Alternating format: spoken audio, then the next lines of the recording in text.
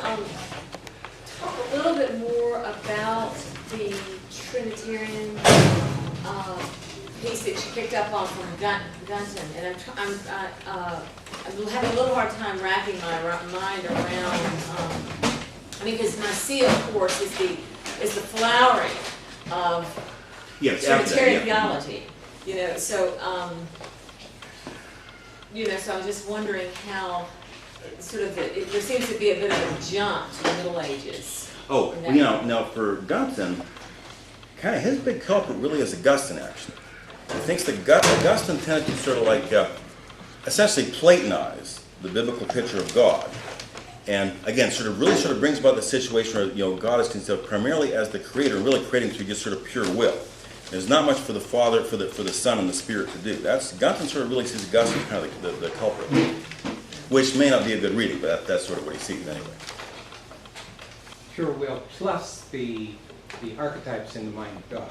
Right. Yeah. That limits the will of God. Yeah, and then okay. Well, I'll leave it at that for a moment. Yeah. That's the critical problem. And so again, once you've got God conceived as pure will, that tends to lead pretty directly to nominalism. And again, I think that's kind of the base against sort of both, against sort of the English-speaking tendency towards a kind of a mechanistic universe. It's all just sort of like, pure will becomes sort of a kind of mechanical will.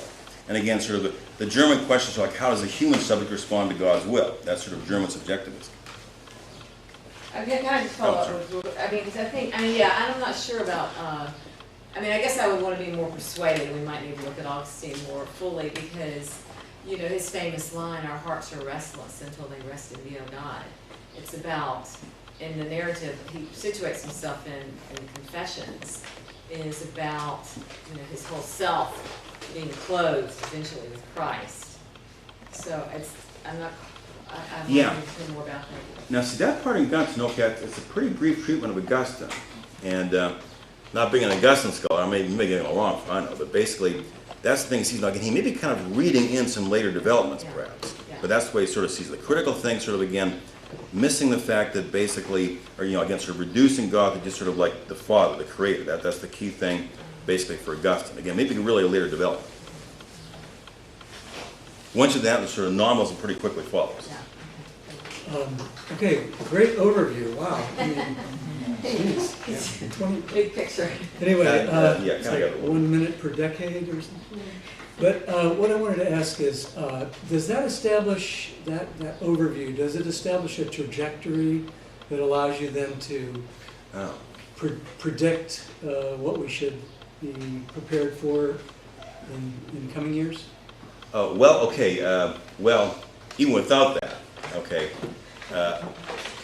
just sort of entirely starting that kind of analysis, well, sort of two things. First of all, no question about it in my mind, that the current liberal capital system is in like deep, deep trouble. And that's really all these largely demographic, maybe like environmental, especially demographics. I mean, the birth rates are so low that like Westerns are literally disappear. And that's going to lead to all sorts of economic problems before that, really. Aging population. That's really probably Europe's problem already. By the way, in that regard, interesting thing. There's a whole body of literature, typically conservatives, worrying about how like Islam's going to take over Europe. Not going to happen. They got the same problem, basically. Their birth rates have also just dropped spectacularly. So it's going to be like, demographers are really worried now about the fact that there's going to be this big sort of like worldwide population contraction in the second half of the century. It's going to cause a lot of economic problems. But so undoubtedly severely declining economic well-being. And the question is, how do people react to that? Again, ironically, the one thing is it probably won't be very violent, because an aging population is going to be very violent, but there's going to be a lot of trouble. Now, how do I get out of that? Now here's an interesting thing. That's that part I didn't read at the end there, actually. As it happens, since modernity did get it partly right, there could be the resources right now to kind of like address some of those issues. We just sort of need to kind of like focus more strongly. And the things that I mentioned, like, in the case of like the, say, economics again, I talk about, again, like Karl Polanyi's discussion, like embedded versus disembedded markets. And again, the critical thing is, embedded markets, of course, are like embedded in a social context. And Polanyi obviously sees those as good. And disembedded markets, that's essentially how capitalism has developed. And again, primarily probably because of that sort of mechanistic, picture of the world. Is this Karl Polanyi? Karl Polanyi, yeah. Okay. Those are really destructive. In fact, basically, Now, two, for sure, they create a lot of wealth in the short run, but it's just not sustainable at all. And that's the story of like the 19th century into the 20th century, period of very impressive wealth creation. But then it all just came down in a big crash in the first part of the 20th century. Now, again, if you could sort of reestablish the kind of embedded markets that did exist before that, that could be a functioning economic system. And again, that whole point is, that's sort of like what Gunton and really Poteat are talking about in terms of like, again, sort of like harmonious particularity. Or again, same thing like in liberal political theory. Basically, society is organized sort of against like essentially the centralized state and the market. Again, pure sort of mechanistic thinking. Now again, conversely, again, you look at the English-speaking countries, there's these strong traditions of republican or parliamentary self-government. Voluntary associations, we'll talk about that, and of course, again, embedded markets. If those can be revived, that could be workable. The big problem really is against like how those more positive elements got overwhelmed by the negative elements, during the 19th century, really. So there's definite possibilities.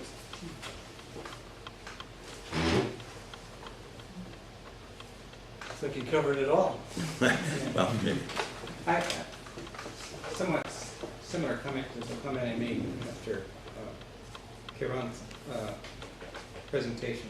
It's a very impressive overview, broad in the way you speak of it, but also sort of placing different figures in relationship to each other, and indeed in that context, given that context, saying, hey, Poteat's thinking is really significant in these respects, and nobody else has been doing that that I'm aware of, and particularly with regard to thought. Well, 15 years or so after Poteat's death, a few more years since he was productive, if he were around today, would he have been able to say, I kind of foresaw that, I kind of warned you? Well, I'll tell you, that's a good question. Well, I think again, okay, right now, like, this has come up several times at the conference, like Poteat himself, I think, definitely did hold that view, that modernity, it wasn't all bad, it was sort of, ambiguous. In fact, really even interesting enough, remember Beth, several times he mentioned, even nominalism wasn't all bad, because nominalism did sort of recognize the contingency of God's creation, just sort of lost any constant necessity, basically. So, I think he would see, the modern world sort of, as having possibilities that sort of got against, like, confused or distorted. That's the big thing.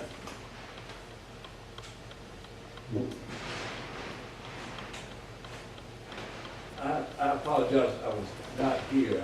My brain had gone on sabbatical or something. When I came back in, I did hear something that woke me up, and I want to make sure I heard it right, and would like to see if you said something about capitalism. Oh, well, no, I mean, okay. And then that it was in a kind of a demise form. Oh, well, yes, see, now, first of all, again, I would myself argue, and I think Poteat would say this too, that the capitalism, like of the disembedded markets project that Karl Polanyi talks about, is simply inherently unstable and unsustainable. Again, like remember, Polanyi's argument is that disembedded markets create so much social disruption that government pretty much has to step in, even in undemocratic systems. But that itself does tend to kind of like distort the market, force causes it to break down. And that's really what sort of caused the 2 world wars. So you had sort of like from no sooner did like liberal, disembedded capitalist markets get established in the 19th century, then you had just like, sort of all sorts of social havoc. Government stepped in, probably distorted the economic forces, and again, you got sort of this increasing sort of like worse, or increasing like more severe series of what they call them panics, depressions, culminating, of course, in the Great Depression. So the system really just totally broke down because it was just the level of social disruption it caused. And then you had that about 25-year period after World War II, when there was sort of a bunch of probably pretty contingent circumstances that give a much more kind of stable version of capitalism. But sure enough, certainly since about 1980, and this actually isn't really probably that much Ronald Reagan's fault. It's probably just more coincidental. But again, you've had this growing and really unsustainable levels of inequality, and again, sort of like accompanying social breakdown. Could you comment on today? Well, yeah, okay, like, see, actually, how many have heard of that book by Thomas Piketty, Capital in the 21st Century? That's essentially his argument, that basically we are once again, like a century ago, approaching simply unsustainable levels of inequality. And again, the thing like inequality, you don't have to really sort of get into issues of like justice or compassion. The fundamental problem is like capitalists need customers. And when everyone's broke, there's no customers, basically. You know, so a really unequal situation tends to break down the capitalist system. And again, I think you'd probably put on top of that, okay, again, like computer technology tends to really radically eliminate those kind of middle skill, middle income type jobs, just dramatically so. So, you know, really sort of kills off the middle class, which is really essential to like a functioning capitalist economy. So this is sort of less like self-destructive tendencies. And again, the point is that if you had embedded markets, that wouldn't happen. Now, you certainly would get initially slower economic growth, which isn't necessarily bad because you have sort of more time to assess the environmental impact. But eventually you could get prosperity without a lot of the disruptions that sort of disembedded markets create, and a more sustainable prosperity. So that'd be the key thing. Probably economically, you sort of figure out how to recreate more embedded markets. Maybe for the sake of those who aren't acquainted so much with economics, would you just be clear about the difference between embedded markets and disembedded? Okay, embedded markets, those are markets that are like embedded in various types of like social relationships.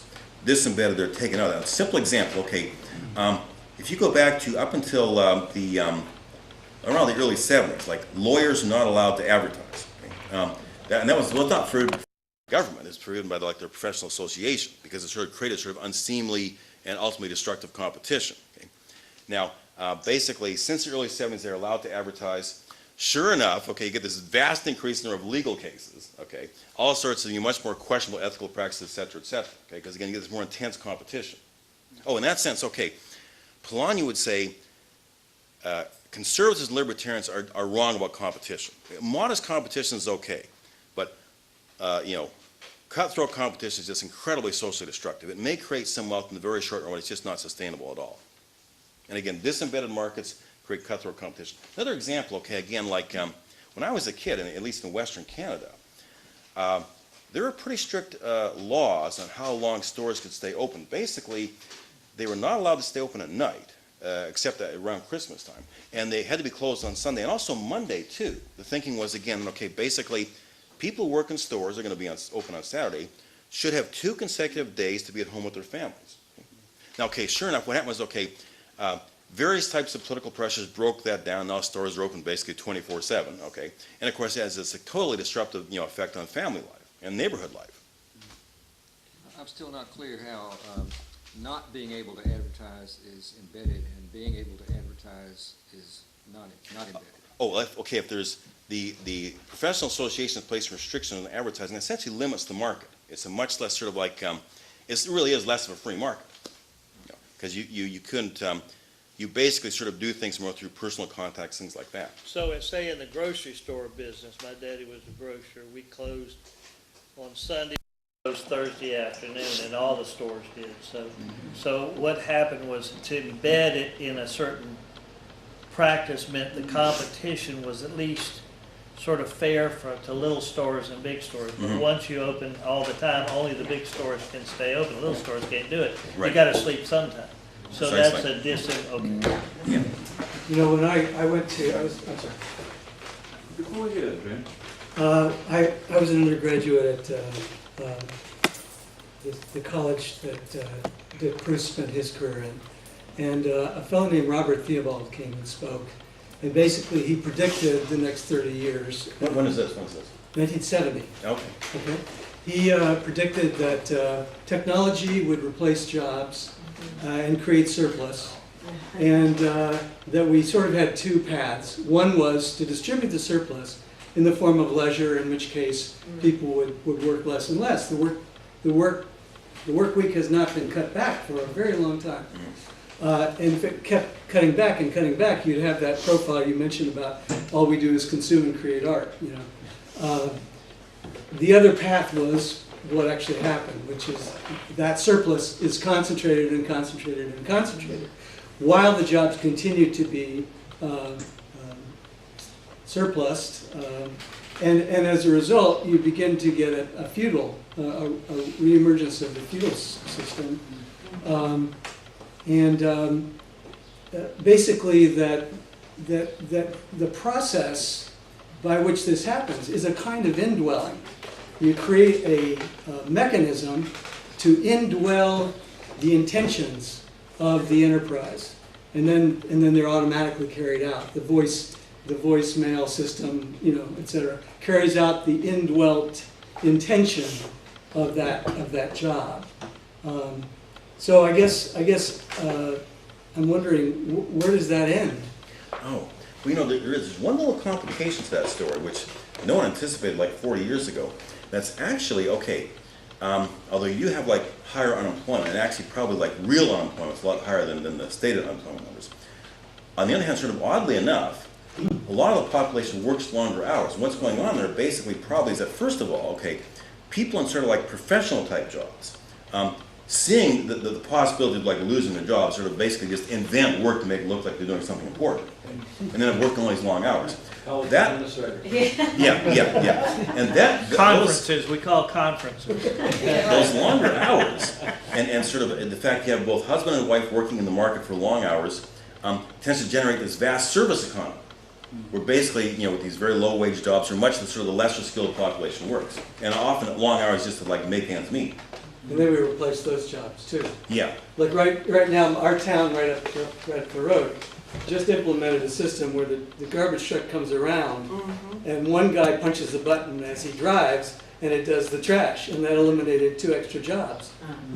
So, of course, that then goes up the line, and you eliminate higher and higher and higher level jobs. Yeah, which is why, again, if you have a job that has any kind of like, sort of like, I don't know what I call professional, choice involved, okay, you try to make it look like you're as busy as possible, because otherwise you'll be eliminated. So you just invent this stuff. I mean, you get, you work in universities, most of you get this stuff all the time that clearly seems to no purpose but, justifying some bureaucrat's job, basically. All these surveys and stuff, Now, one of the Scandinavian countries last week implemented a $3,000 per month guaranteed annual income. And that was Theobald's solution. And that was the name of his book, The Guaranteed Annual Income. And by regulating that, you control the situation. Yeah, no, I think you'd have to have something more extensive than that. There's much more fundamental shifts in the economy, but that'd be a start. That's a good question, Henry. Before Polanyi turned to philosophy, he turned to economics.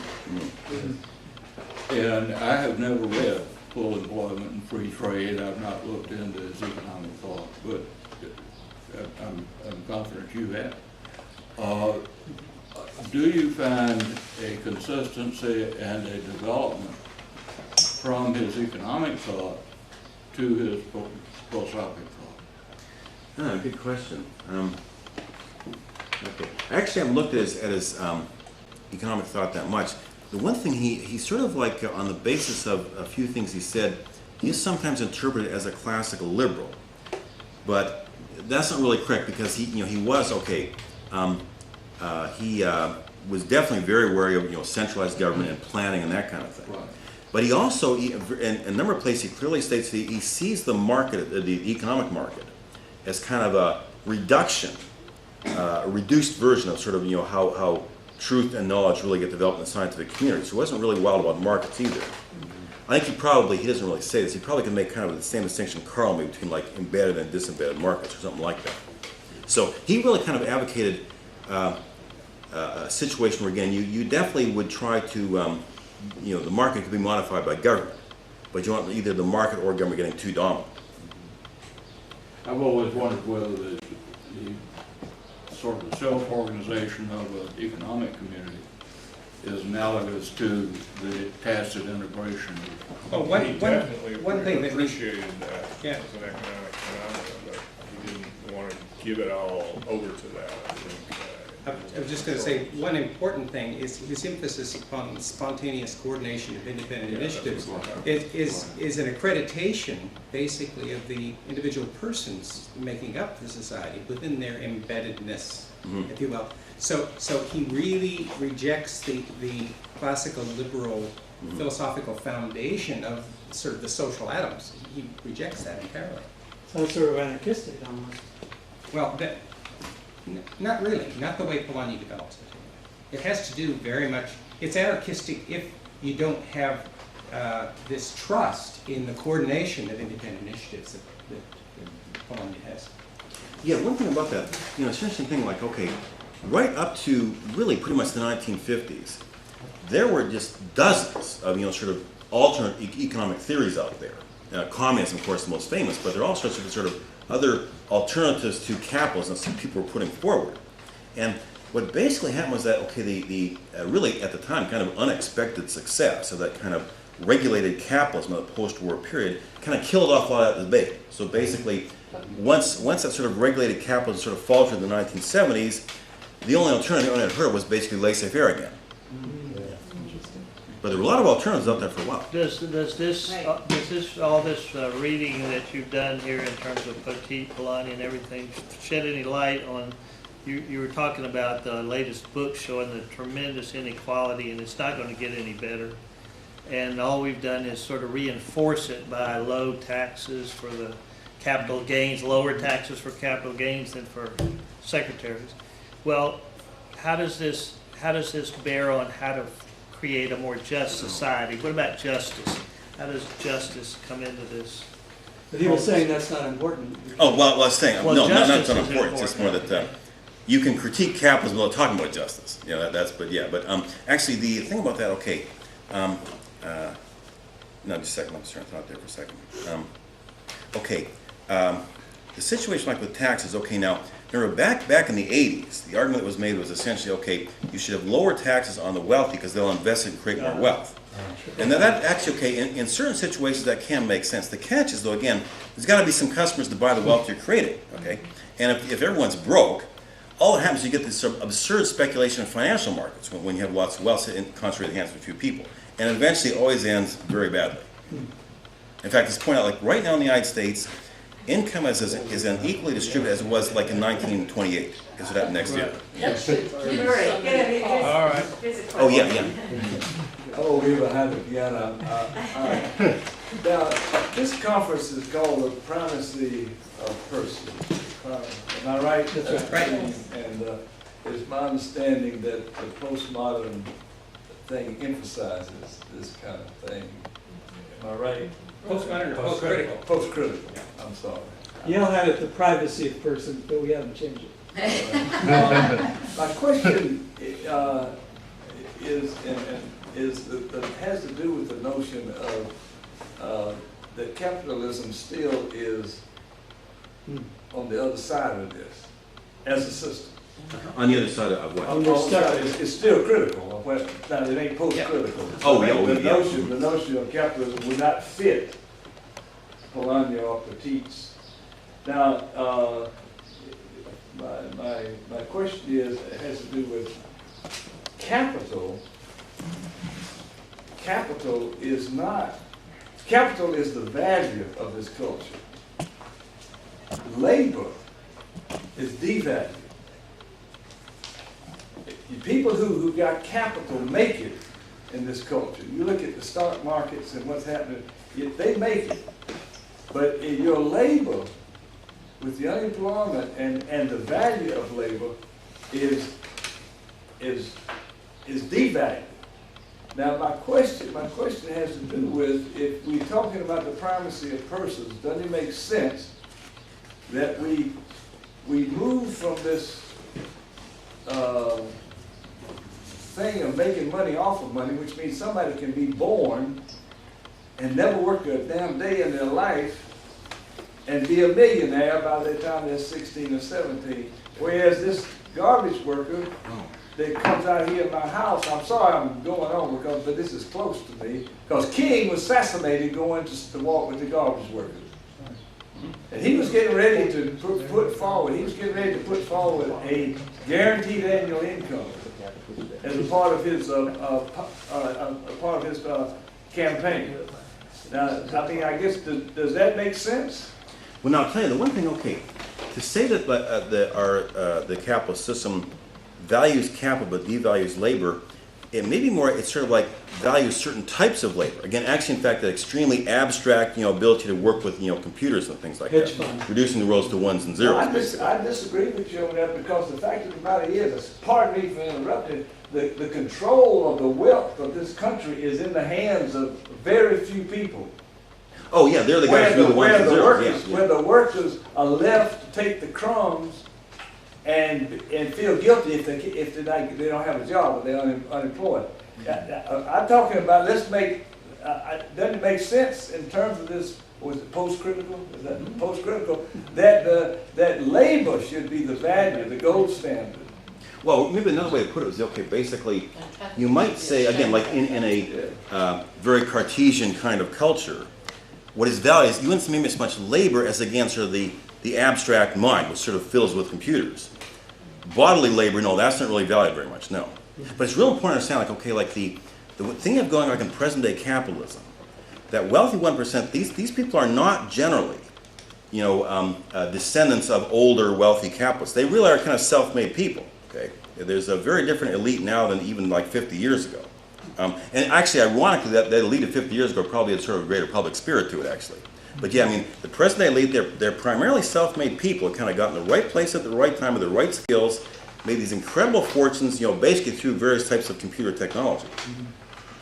And hedge funds. But I mean, Well, thank you. that was not my point. But if you don't have those skills, you're sunk, for sure. That was not my point, because regardless of that, they still make money off of capital. That's how they. But no, yeah, ultimately, yeah, because they'd be able to like control the stocks in a way it wasn't the case before, yeah. Mhm. Capital is used to eliminate labor.